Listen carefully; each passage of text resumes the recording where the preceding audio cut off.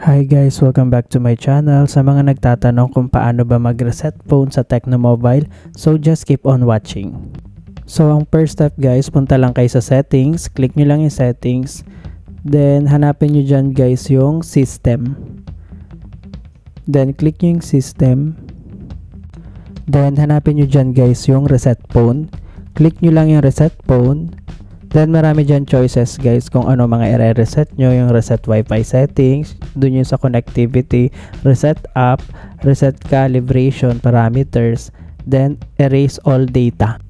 Then kung gusto nyo guys yung maaalis lahat, yung mawawala lahat ng data ninyo, click nyo lang yung erase all data. Once ginawa nyo yung erase all data, yan, mawawala lahat ng nasa internal storage ninyo, including music, photos, Google account, system and app data settings, mga downloaded apps, mawawala po yan. So ang ending guys, kapag ginawa nyo yung erase all data, para na siyang bago kapag ginawa nyo yun. So yun lang guys, thank you for watching. Don't forget to click like, share, and subscribe.